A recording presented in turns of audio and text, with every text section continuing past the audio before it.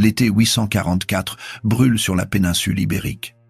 Dans les eaux troubles de la Loire, en France, une flotte viking se prépare. 54 dracars aux voiles rouge sang se balancent sur les vagues, leurs proues sculptées en tête de dragon fixant l'horizon. Ces navires ne transportent pas des marchands. À leur bord, des centaines de guerriers nordiques affûtent leurs haches et fourbissent leurs épées. Leur destination, la ville la plus riche du monde musulman d'Occident, Séville. Cette histoire est celle d'un des raids les plus audacieux de l'ère viking. Une poignée d'hommes venus du froid scandinave va défier l'émirat de Cordoue, une des puissances dominantes de l'époque. Ce qui suivra changera à jamais l'équilibre des forces en Méditerranée occidentale. Les Vikings connaissent déjà bien les côtes françaises. Depuis des décennies, ils remontent la Seine, la Loire, la Garonne. Bordeaux et Toulouse ont goûté à leur fureur cet été-là. Mais les récits de marchands itinérants parlent d'une richesse inimaginable plus au sud.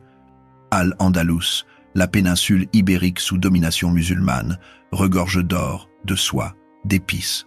Séville, située à 100 km de l'océan sur les rives du Guadalquivir, stocke les trésors de l'émirat.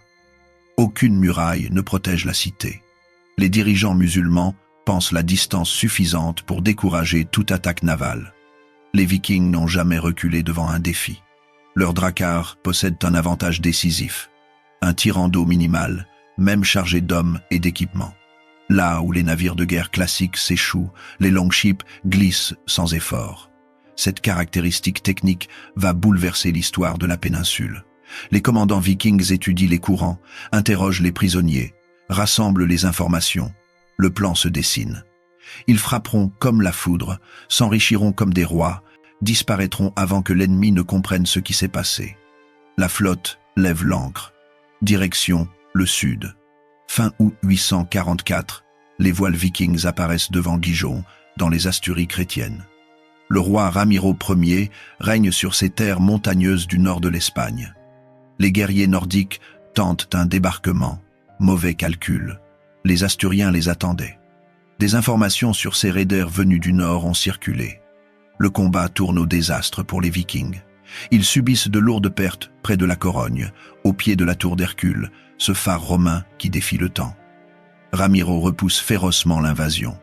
Les dracars escapés filent vers le sud. Le long de la côte atlantique, ils pillent villages et églises dans un rayon de 15 km. Chaque halte rapporte de l'or, des vivres, des captifs. Les Vikings perfectionnent leur technique. Attaque éclair au lever du jour, massacre sélectif pour briser toute résistance, rapte des femmes et enfants. Les hommes en âge de combattre sont souvent tués sur place. Les autres ont plus de valeur vivant.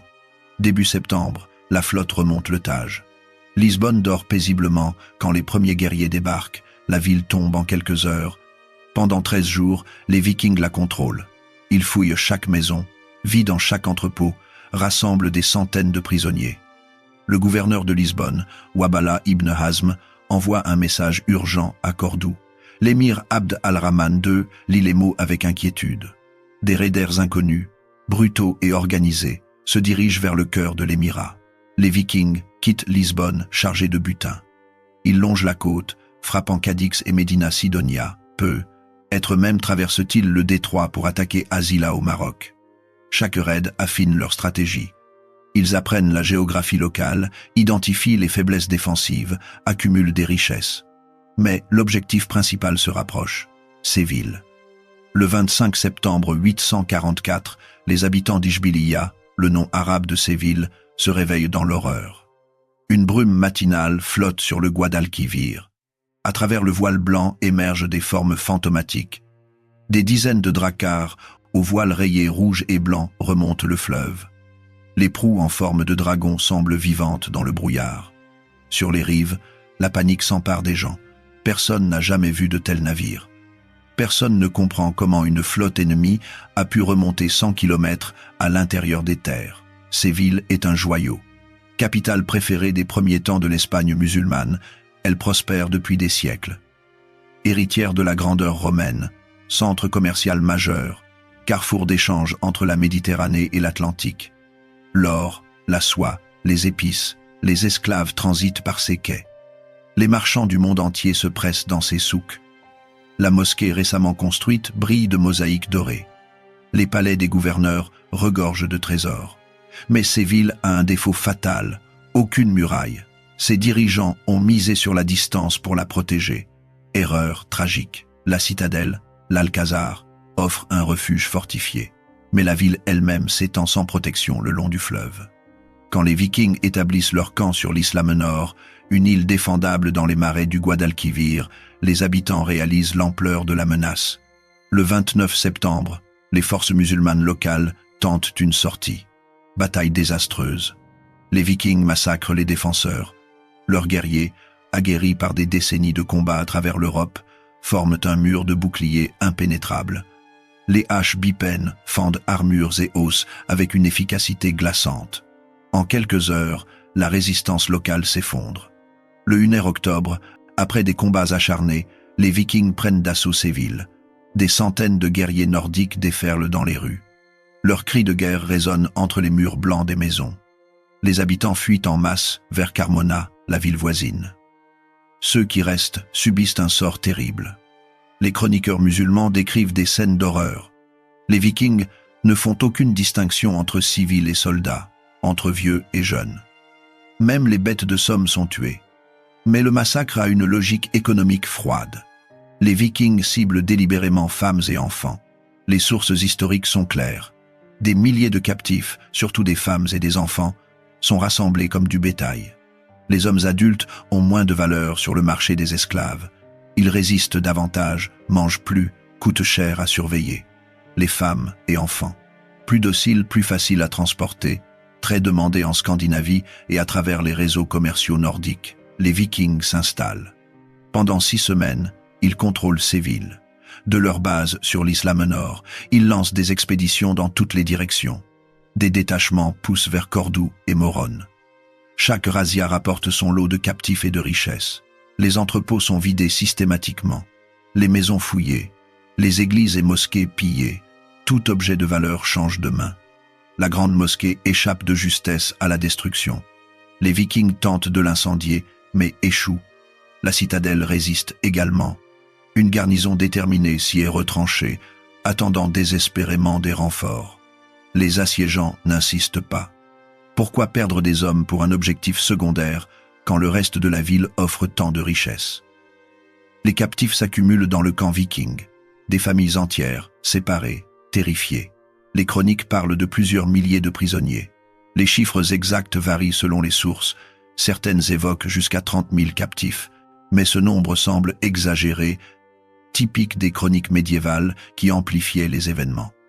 Des estimations plus conservatrices mentionnent plusieurs milliers, principalement des femmes et des enfants. Le commerce des esclaves vikings est une industrie rodée. Les captifs ne sont pas qu'une monnaie d'échange immédiate. Ramenés en Scandinavie, les esclaves, appelés thralls en vieux norrois, deviennent une force de travail essentielle. Les femmes tissent, cuisinent, travaillent aux champs. Elles produisent les textiles de haute qualité qui font la richesse des jarls. Les enfants grandissent en servitude, intégrés aux maisonnées nordiques. Certains finissent sur les marchés d'Europe orientale, de Byzance, même du califat abbasside. L'ironie ne manque pas. Des musulmans d'Espagne vendus comme esclaves à d'autres musulmans au Moyen-Orient. Les Vikings organisent méthodiquement le pillage. Chaque chef reçoit sa part selon des règles précises. L'or et l'argent sont pesés, les tissus précieux comptés, les captifs répartis.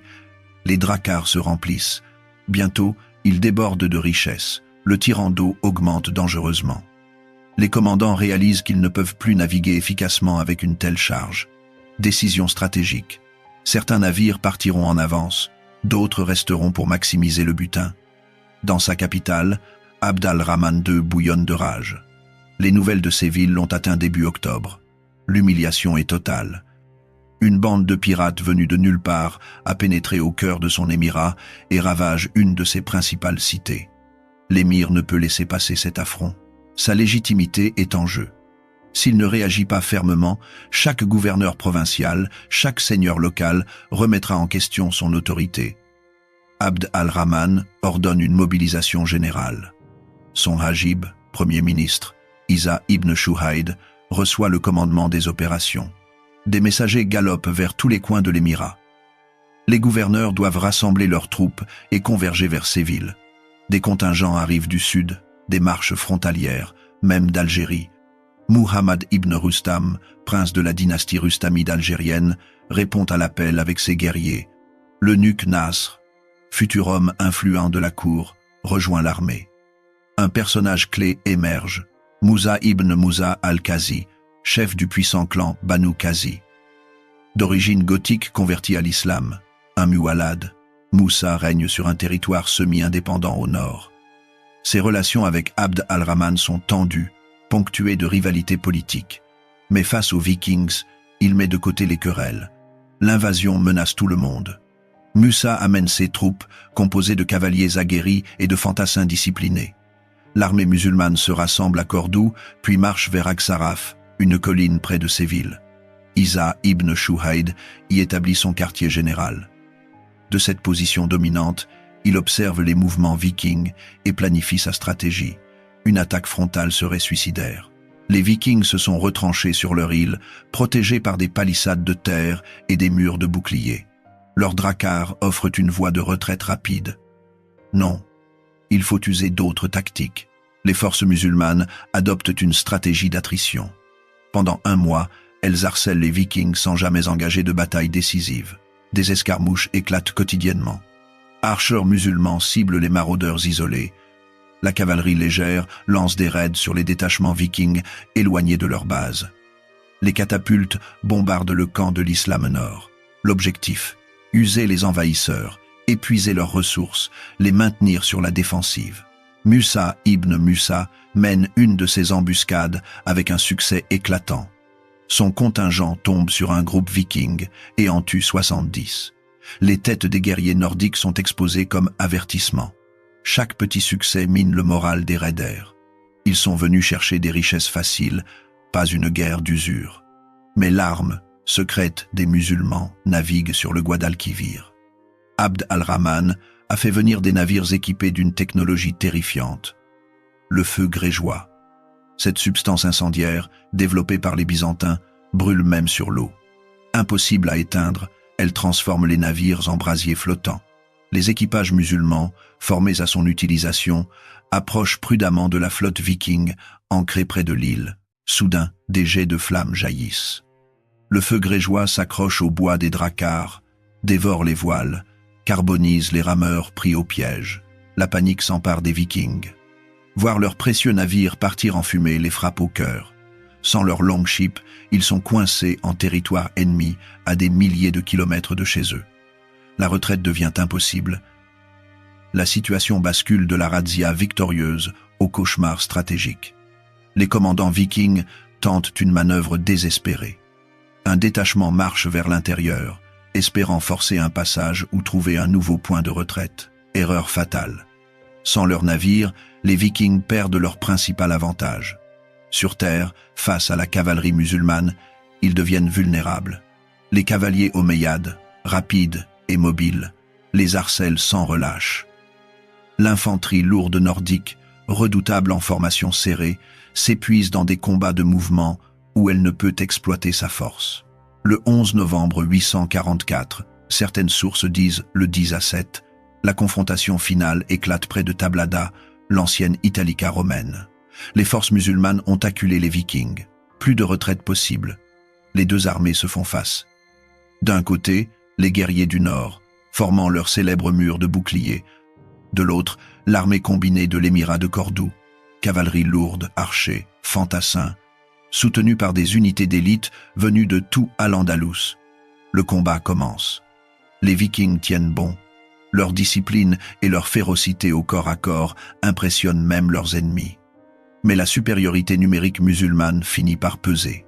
La cavalerie omeyyade charge les flancs nordiques, les archers déversent des volées de flèches. Le feu grégeois continue de faire des ravages sur les derniers navires vikings. Le cercle se resserre. Les chroniques arabes décrivent un massacre. Plus de 1000 vikings tombent ce jour-là. D'autres sources parlent de 1500 morts. Entre 300 et 400 survivants sont capturés vivants. Le spectacle qui suit terrifie. Beaucoup sont exécutés publiquement par pendaison. Leurs têtes sont accrochées aux palmiers de ces villes comme avertissement. D'autres se voient offrir un choix, conversion à l'islam ou mort. Quelques-uns acceptent, préférant la vie à l'honneur. 30 dracars brûlent ou sont capturés. Sur les 54 navires qui avaient remonté fièrement le Guadalquivir en septembre, seule une vingtaine s'échappent. Ils descendent le fleuve de nuit, profitant de l'obscurité et de la confusion. À bord, les survivants et une fraction du butin initialement prévu. Les milliers de captifs, la majorité reste à Séville, libérés par la victoire musulmane. Certains prisonniers nordiques sont échangés contre le retour de ces esclaves dans des négociations complexes qui suivent la défaite.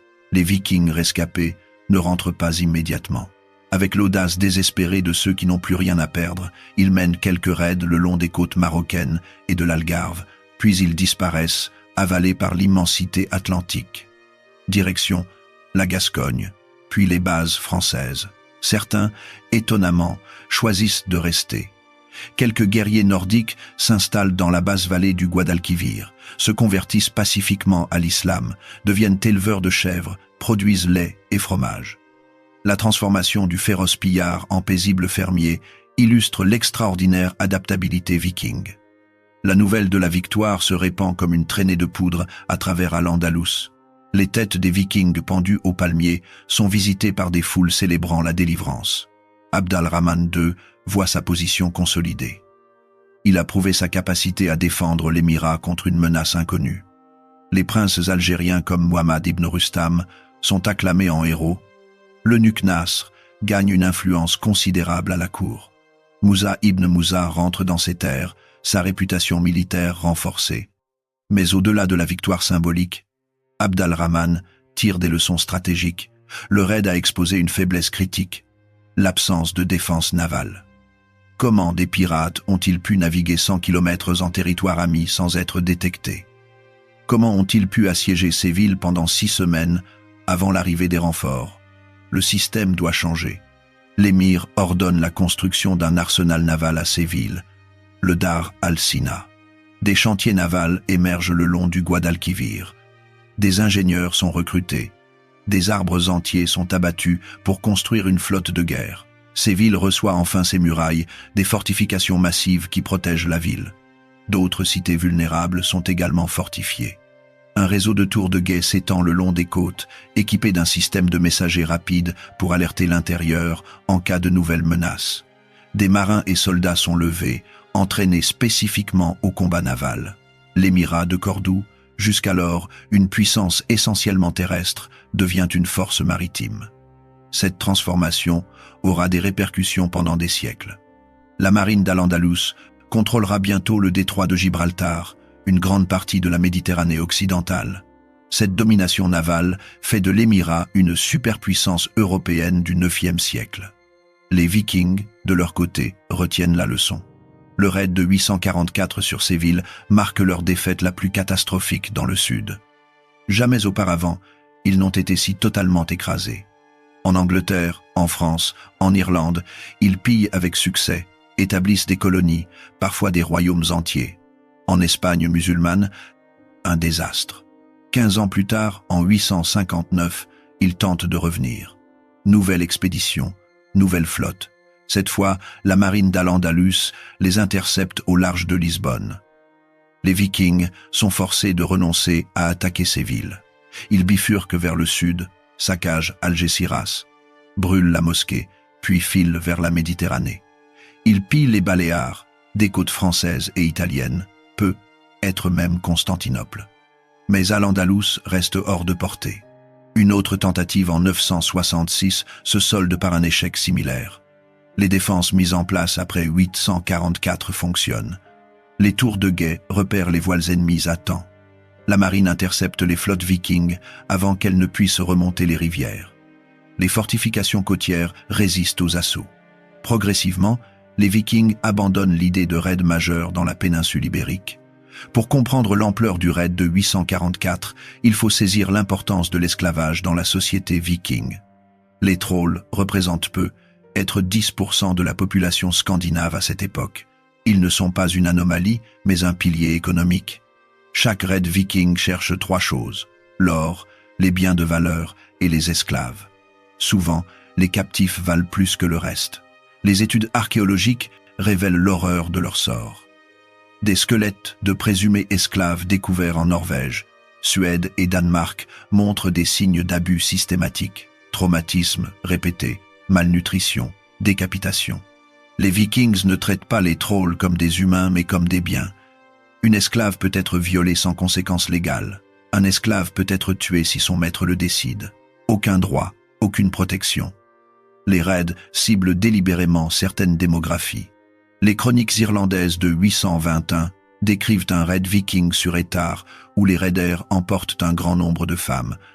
Les sources musulmanes sur ces villes en 844 confirment la même tendance. Pourquoi cette préférence? Plusieurs raisons se combinent. D'abord, les femmes produisent des biens de haute valeur.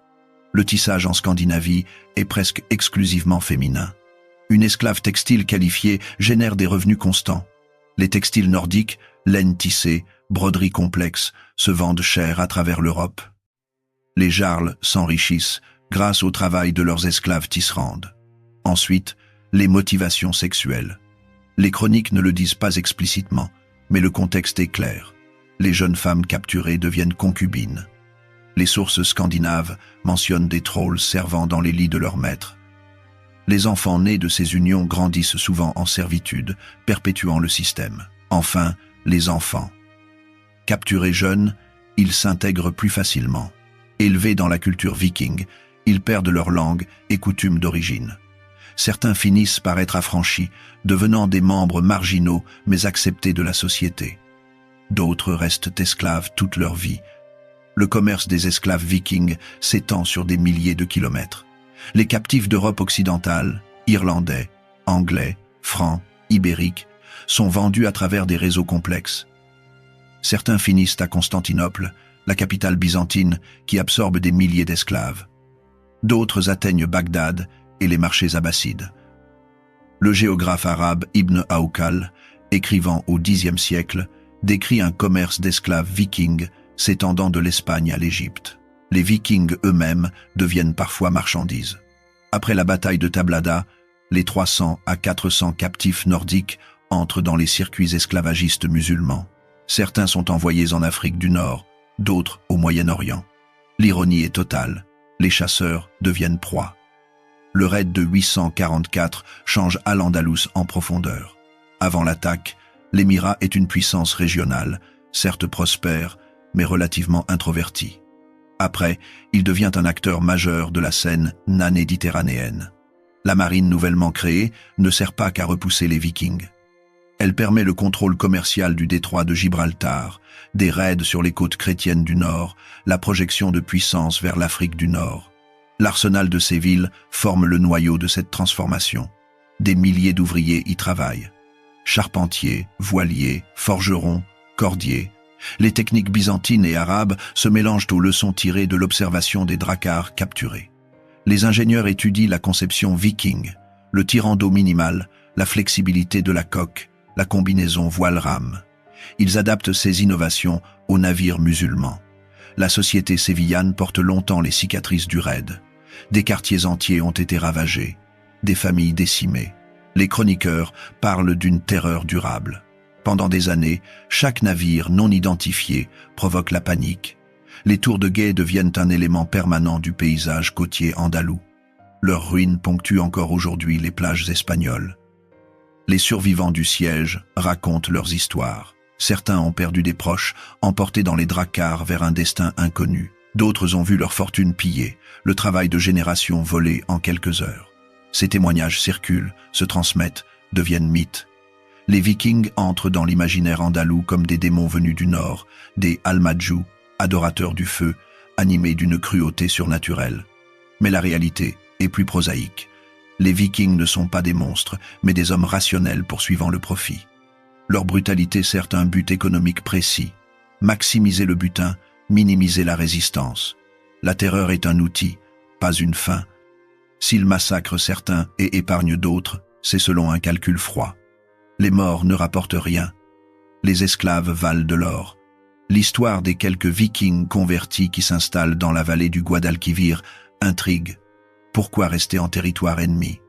Les sources sont minces mais suggestives. Ces hommes ont tout perdu. Leurs navires brûlés, leurs camarades morts, leur chemin de retour coupé, devant eux, la mort par exécution ou l'exil perpétuel. La conversion offre une troisième voie.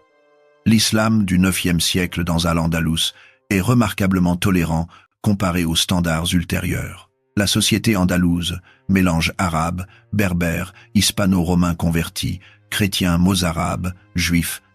Un viking converti n'est qu'une bizarrerie de plus. S'il prononce la shahada sincèrement, adopte les pratiques musulmanes, il devient membre de la Oumma.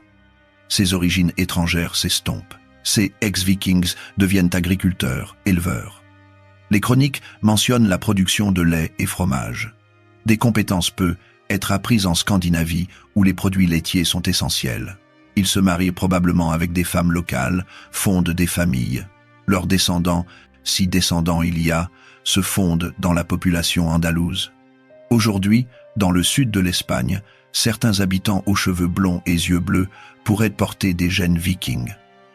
L'hypothèse reste spéculative, mais fascinante. D'autres vikings font un choix différent. Parmi les 400 capturés, certains sont vendus comme esclaves. Leur destin nous échappe largement. Un guerrier nordique vendu sur un marché de Cordoue finit-il dans une mine africaine, comme garde d'un prince abbasside à Bagdad? Certains, dotés de compétences militaires, deviennent être mercenaires. L'histoire regorge d'exemples de soldats changeant de camp quand leur survie l'exige. Les survivants qui regagnent la Scandinavie rapportent un récit d'avertissement. Séville n'est pas Lindisfarne. Al-Andalus n'est pas l'Angleterre fragmentée ou la France carolingienne affaiblie. Ici règne un État centralisé, riche, capable de mobiliser rapidement des forces considérables. La leçon passe. Les raids vikings se concentrent ailleurs. La Méditerranée occidentale reste largement fermée aux dracars. Une anecdote curieuse clôt l'épisode. Selon certains érudits, peu après le raid, les Vikings envoient une ambassade à la cour d'Abd al-Rahman. Le but? Négocier, être établir des relations commerciales moins violentes. En réponse, l'émir dépêche le poète Yahya ibn al-Hakam, surnommé Al-Ghazal, la Gazelle, comme ambassadeur auprès des Vikings. Le récit de cette mission diplomatique est probablement embelli, être inventé. Mais il reflète une vérité. Après la violence viennent les négociations. Vikings et musulmans d'Al-Andalus partagent des intérêts commerciaux. Les Nordiques contrôlent les routes vers la Baltique, la Russie, Constantinople. Les Andalous dominent le commerce méditerranéen. Un accord mutuellement bénéfique vaut mieux que l'hostilité permanente. Les échanges commerciaux remplacent progressivement les raids. Des marchands scandinaves visitent les ports andalous sous sauf-conduit. Ils apportent fourrure, ambre, esclaves slaves, d'où le mot esclave dérive. Ils repartent avec soie, épices, armes damascènes. Ce commerce pacifique enrichit les deux parties bien plus que les razzias destructrices. Pourquoi les Vikings échouent-ils si complètement en Al-Andalus alors qu'ils réussissent ailleurs? Plusieurs facteurs se combinent. D'abord, la cohésion politique. L'émirat de Cordoue, malgré des tensions internes, reste un État unifié sous un dirigeant fort. Abd al-Rahman II peut mobiliser des ressources de tout son territoire. Comparé avec l'Angleterre du IXe siècle, divisée en royaumes rivaux, incapables de coordination, ou la France carolingienne, fragmentée après la mort de Charlemagne. Les Vikings exploitent ces divisions. En Al-Andalus, ils les trouvent absentes. Ensuite, l'information. Les musulmans d'Espagne ont entendu parler des raids vikings avant même leur arrivée. Les réseaux commerciaux transmettent les nouvelles. Quand le gouverneur de Lisbonne avertit Cordoue, l'émir sait déjà qui sont ces Almadjus. Cette connaissance permet une réponse rapide et adaptée. Ailleurs, les Vikings profitent de l'effet de surprise totale. Ici, l'élément de surprise s'évanouit après Lisbonne. Troisièmement, la capacité militaire. L'armée omeyyade est professionnelle, bien équipée, expérimentée. Des décennies de guerre contre les chrétiens du Nord ont forgé une machine de guerre efficace. La cavalerie, en particulier, surclasse tout ce que les Vikings peuvent opposer. Les guerriers nordiques excellents en combat rapproché d'infanterie. Face à des charges de cavalerie lourdes, leur avantage disparaît. Enfin, la technologie. Le feu grégeois change la donne. Les Vikings n'ont aucune contre-mesure. Voir leurs dracars brûler mine leur morale et détruit leur capacité de retraite. Les musulmans ont également des catapultes, des armes de siège, des fortifications que les Vikings ne maîtrisent pas. La guerre au IXe siècle n'est pas qu'une question de courage et de force brute. La technologie compte. Le raid de 844 résonne bien au-delà de son époque immédiate. Il marque le début de la conscience maritime andalouse. La flotte construite en réponse domine la Méditerranée pendant des générations. Elle permet au califat de Cordoue, l'émirat devient califat en 929, de rivaliser avec Byzance et les États italiens. Cette puissance navale facilite l'expansion économique et culturelle d'Al-Andalus. Pour les Vikings, ces villes représentent une limite. Leur expansion incroyable du 8e au 11e siècle rencontre enfin une résistance qu'elle ne peut vaincre. Ce n'est pas une coïncidence si leurs raids ultérieurs évitent soigneusement l'émirat cordouin. La mémoire collective nordique retient la leçon. Certaines cibles coûtent trop cher. L'événement influence également les chroniques médiévales.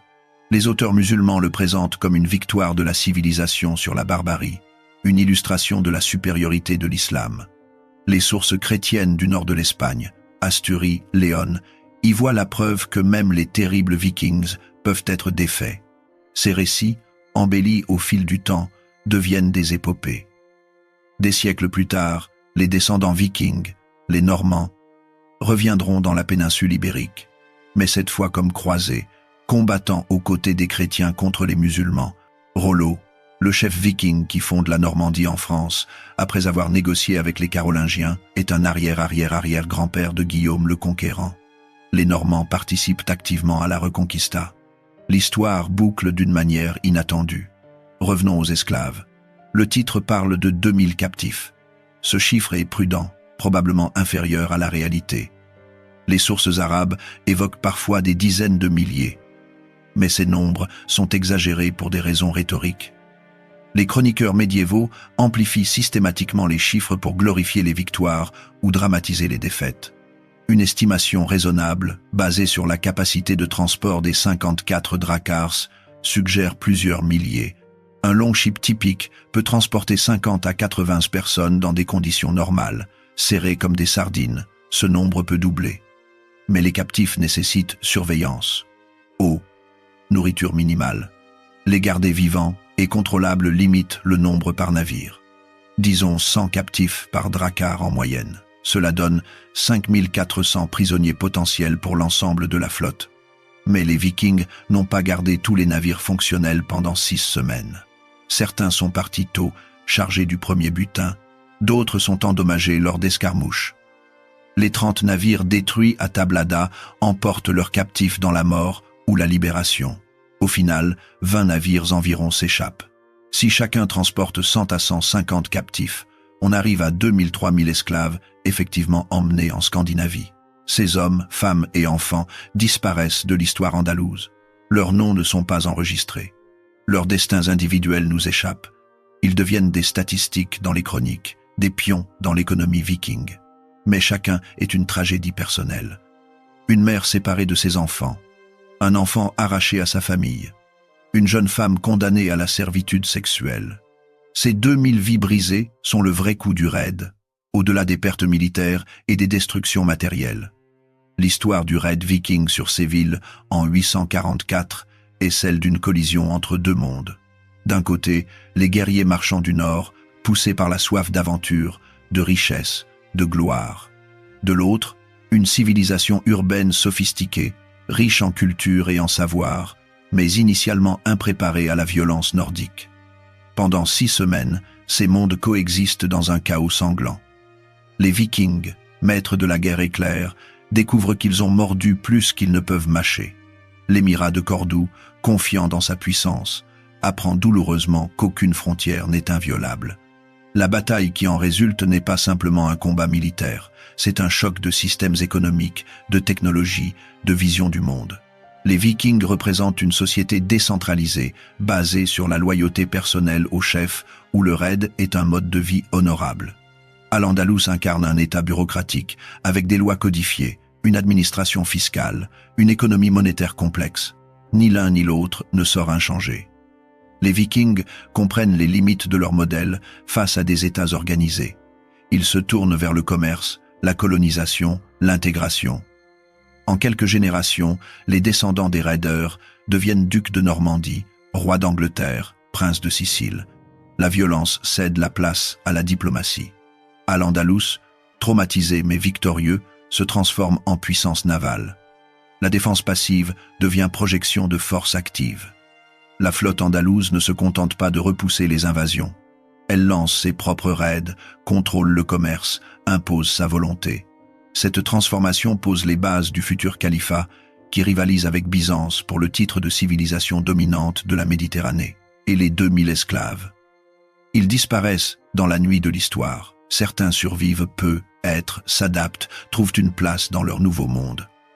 La plupart meurent probablement en servitude, leur vie consumée par le travail forcé. Quelques-uns, laissent une descendance qui porte aujourd'hui encore, sans le savoir, le souvenir génétique de ce terrible automne 844.